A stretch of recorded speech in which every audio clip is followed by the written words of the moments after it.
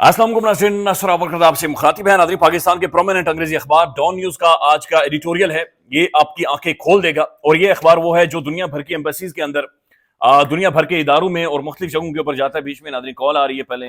अच्छा, दुनिया भर की एम्बेसीज के अंदर जाता है। तो इसका जो एडिटोरियल है नाज़रीन, ये जो CSS करने वाले लोग होते हैं, ये रोजाना उठकर पढ़ते हैं, ये घोल कर पीते हैं, इसे याद करते हैं। वहां पर क्या लिखा गया है बहुत दिलचस्प है, वो आपके सामने रखेंगे।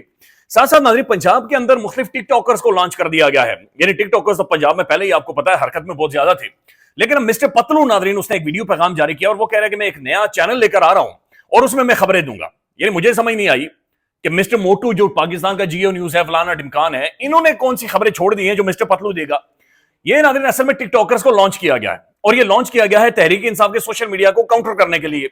अब आप अंदाजा लगाएं नाज़रीन कि वो क्या कहा था किसी ने कि अगर बात वो जंग के दौरान जब जो बादशाह था उसने अपने अमले को भेजा कि जनाब हर शहरी लड़ेगा, तो वो मिरासियों के मोहल्ले में चला गया। उसने जाकर मिरासियों को कहा कि जनाब आपका भी एक एक मुंडा या आपका भी एक एक बंदा जंग में लड़ेगा। तो उन्होंने कहा कि जाकर मलका या बादशाह को जाकर कह दो कि अगर हम मिरासियों ने भी जंग लड़नी है तो बेहतर है कि सुलह कर लो। तो बात अगर नाज़रीन बयानिया टिकटॉक पर आकर पतलू ने बनाना है, मिस्टर पतलू ने बनाना है, तो फिर मेरे ख्याल में सुलह ही कर दें।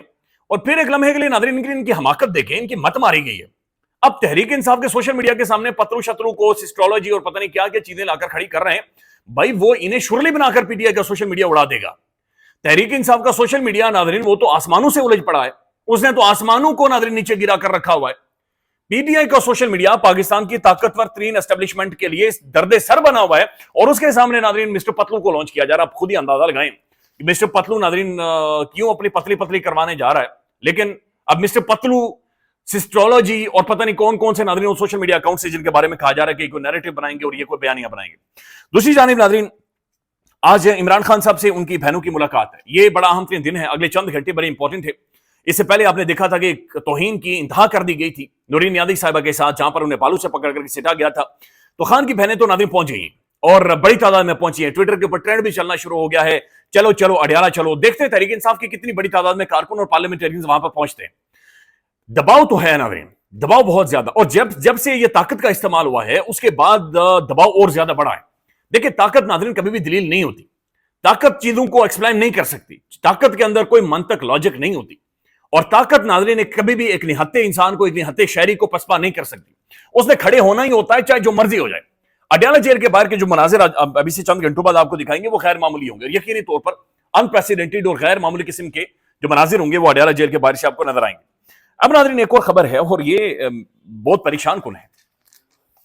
पेशावर FC हेडक्वार्टर के ऊपर कल जो अटैक हुआ नाज़रीन, अच्छा ये 3 दहशतगर्द वहां तक पहुंचे, एक ने गेट को उड़ाया और 2 ये अंदर चले गए। एक तो ये बात कंफर्म हो चुकी है कि ये तीनों अफगानी थे और फिर इनके पास जदीद वेपनरी भी थी, असला भी इनके पास तगड़ा था। लेकिन जो एक चीज लिखी जा रही है कि ये दहशतगर्द सुबह 7:35 पर FC कंपाउंड में दाखिल भी हो जाते हैं और वहां पर पहुंच गए, लेकिन 7:35 से लेकर 7:50 तक, यानी ये बनते हैं तकरीबन कोई 20 मिनट तक नाज़रीन, 20 से 25 मिनट तक, बल्कि 25 मिनट तक नाज़रीन ये वहां पर मौजूद रहे।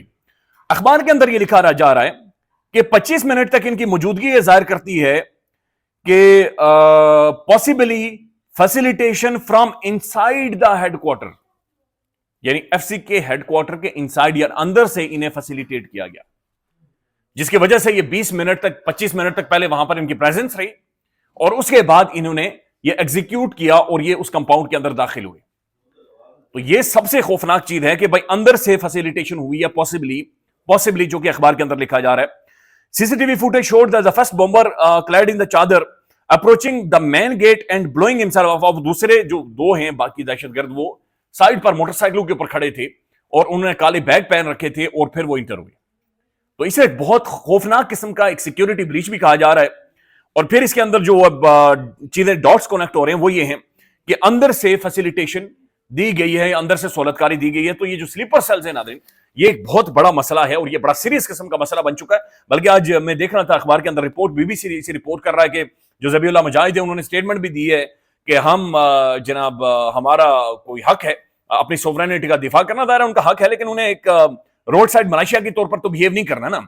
एक रेस्पॉन्सिबल स्टेट की तरह बिहेव करते हुए उन्हें मुज़ाकरात से ही हल निकालना है, नेगोशिएशन से ही हल निकालना है। मेरे ख्याल में नाज़रीन उन्हें ना इस मौके को इस्तेमाल करना चाहिए था। اپنی ریپوٹیشن کے لیے بھی کہ جہاں پر قطر شامل ہے, جہاں پر ترکی شامل ہے, پاکستان کے ساتھ آپ کے نیگوسیشنز ہو رہی ہیں, you need to fix it, you need to fix it.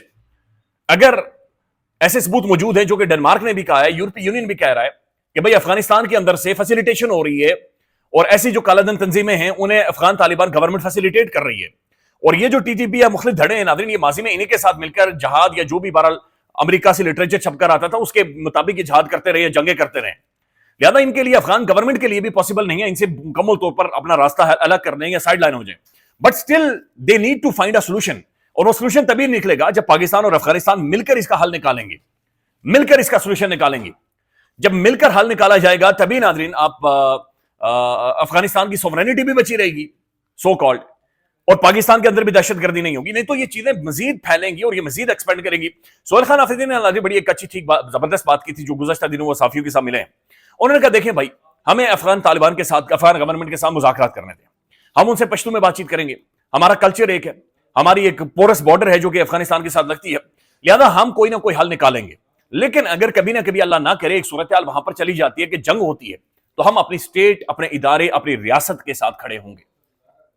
تو یہ سہیل خان آفریدی کے واضح موقف تھا, لیکن یہ جو ناظرین سلیپر سیلز والی صورتحال ہے یہ سب سے خوفناک ہے اور سب سے زیادہ پریشان کن ہے. اب ناظرین اسی اخبار کا جو ایڈیٹوریل ہے یہ اب ساری کلائی کھول رہا ہے بہت ساری چیزوں کی. ایڈیٹوریل میں ناظرین سب سے اوپر لکھا گیا ہے ہلو وکٹری, یعنی کھوکھلی جیت, کھوکھلی جیت یعنی چھنکنا جیت, وہ چھنکنا ہوتا ہے نا, چھنکنا جیت جو کہ ملی ہے. اخبار یہ لکھ رہا ہے, ڈان نیوز کا ایڈیٹوریل یہ لکھ رہا ہے کہ بھائی پی ایم ایل این جیت تو گئی ہے بائی الیکشنز, لیکن ان الیکشنز کو جیتنے کے لیے بھی انہیں ایک بہت بڑی تعداد میں فورسز کو ڈپلوائے کرنا پڑا, فورسز کو وہاں پر بھیجنا پڑا. اور پھر ڈان اخبار یہ لکھ رہا ہے ان کا ایڈیٹوریل کہ جناب جس طریقے سے یہ لوگ جیتے ہیں, بہرحال یہ جیت ہے, لیکن یہ کبھی بھی پنجاب گورنمنٹ کی یا مرکز کے گورنمنٹ کی پاپولیرٹی کو جسٹیفائی کر ہی نہیں سکتا, چونکہ تحریک انصاف اور ان سب کو پہلے سے پتا تھا کہ اصل میں جو انتخابات وہ لڑنے جا رہے ہیں, الیکشن وہ لڑنے جا رہے ہیں, یہ پہلے سے ریگڈ ہیں, یہ پہلے سے مینجڈ ہیں, اور یہ تسلسل ہے 8 فروری 2024 کا. تو یہ اخبار ناظرین جس نے جو بیانیاں بناتا ہے, جو دنیا بھر کی ایمبیسیز میں جاتا ہے, ڈپلومیٹس کے پاس جاتا ہے, سفارتکاروں کے پاس جاتا ہے, ملک میں سب سے زیادہ سرکولیٹ ہونے والا ہے, جو آپ کے سی ایس ایس کرنے والے لوگ ہیں, آپ کی جو نوجوان ہیں, پڑھی لکھی کلاس ہے, پاکستان کی سول سوسائٹی ہے, جو اس اخبار کو دیکھ کر ناظرین خبریں لیتی ہے اور اوتھینٹسٹی اسٹیبلش کرتی ہے, اس کا ایڈیٹوریل یہ کہہ رہا ہے کہ لالے یہ جو جیت تھی, یہ جو وکٹری تھی, یہ انتہائی کھوکھلی, انتہائی بھونڈی اور چھنکلا جیت تھی, اور اس کی کوئی ریالٹی نہیں ہے, اس کی کوئی حیثیت نہیں ہے, اور اس کی کوئی اوقات نہیں. یہ آپ کا اخبار کر, اچھا یہی باتیں ہم کریں غصہ چڑھ جاتا ہے, کہتے نہیں مارو انہیں, کیسز بناؤ, جوتیاں مارو انہیں. ڈان اخبار یہ کہہ رہا ہے کہ بھائی آپ کی کھوکھلی جیت تھی, آپ کی تھکی ہوئی جیت تھی, یہ تھگڑ قسم کی جیت تھی جس کی کوئی حیثیت نہیں ہے, ریالٹی نہیں ہے.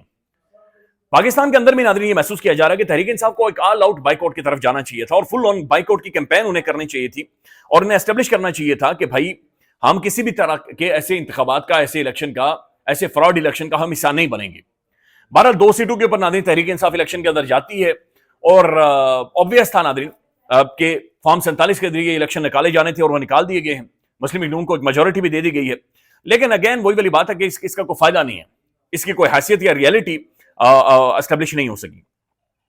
اچھا ناظرین دوسری چیز یہ ہے کہ عمران خان صاحب کو کوئی تقریباً 20-22 دن سے قید تنہائی میں رکھا گیا ہے. آج اگر ان کی ملاقات نہیں ہوتی تو یہ قید تنہائی مزید بڑھے گی. اب اس کے اوپر مطیع اللہ جان صاحب کا ایک تجزیہ ہے ناظرین, یہ بہت انٹرسٹنگ تجزیہ ہے, اور بہت اہم چیز کی طرف وہ اشارہ بھی کر رہے ہیں کہ بھائی جان یہ بھی ممکن ہے, یا وہ مبینہ طور پر یہ بتا رہے ہیں کہ جب کسی کو قید تنہائی میں رکھا جاتا ہے تو پھر یہ بھی ممکن ہے کہ اسے جہاں پر پھانسی دی جاتی ہے اس کے ساتھ والے کمرے میں رکھا جائے.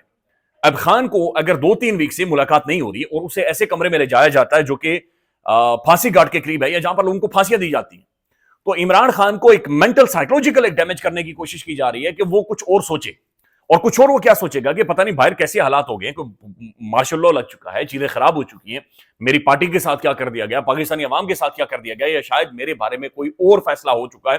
میں چاہ رہا ہوں کہ مطیع اللہ جان صاحب کی سنیں, اور مطیع اللہ جان صاحب ناظرین یہ پاکستان کی عام شخصیت نہیں ہے, یہ 3 دہائیوں کا تجربہ بول رہا ہے. پاکستان کی 3 دہائیوں کی ایک تاریخ ہے جو کہ پریکٹیکلی انہوں نے کام کرتے ہوئے دیکھی ہے, یعنی اپنی آنکھوں کے سامنے انہوں نے رپورٹ کیا اس ساری صورتحال کو, اور ایک لمبی ایک ان کی ناظرین اسٹرگل ہے پاکستان میں جمہوریت کے لیے, ڈیموکریسی کے لیے, جرنلزم کے لیے, صحافت کے لیے. اب وہ جو یہ فرما رہے ہیں تو یہ اس کے اندر ناظرین کہیں نہ کہیں سے نا یہ چیزیں ضرور کنیکٹ ہو رہی ہیں, اور ان کے اندر لاجک ہے. یہ سن لیں. تقریباً 1 مہینہ ہونے کا ملاقاتیں ہی بند ہیں, کسی قسم کی کوئی خبر نہیں ہے کہ عمران خان جو ہے کن حالات میں اس کو رکھا جا رہا ہے, اور خبر صرف یہ ہے کہ بظاہر ان کو قید تنہائی میں رکھا جا رہا ہے. اور تنہائی کا مطلب کیا ہوتا ہے کہ کچھ لوگوں کا یہ کہنا ہے کہ تنہائی سے مراد یہ ہوتی ہے کہ جو ملزم ہوتا ہے اس کو کچھ پتہ نہیں ہوتا دنیا میں کیا ہو رہا ہے. ٹھیک. اور اگر عمران خان صاحب کو اٹھا کے پھانسی گھاٹ کے قریب کسی سیل میں لے جایا جاتا ہے خصوصی طور پہ، تو خان صاحب کو اب ذہن میں کیا ہوگا کہ باہر کیا کوئی ایسی بڑی تبدیلی آ گئی ہے، مجھے پھانسی گھاٹ کے ساتھ والے کمرے میں بند کر رہے ہیں اور کبھی کدھر لے کے جا رہے ہیں. تو ان کو ایک قسم کا ٹینشن اور ذہنی ٹارچر بھی دیا جانے کا امکان ہوتا ہے. مطلب قید تنہائی سے، قید تنہائی کا تو یہی مطلب ہوتا ہے. مطلب یہ ہے کہ کیا ہو رہا ہے، مطلب یہ کہ ایک ٹارچر، ایک الگ لیول کا نفسیاتی دباؤ یا پریشر ڈالنے کی ضرورت ہے. انبریکیبل عمران خان ناظرین ابھی تک کھڑا ہے، انبریکیبل. خیال رکھیے گا ناظرین، اپڈیٹ کریں گے. اللہ حافظ.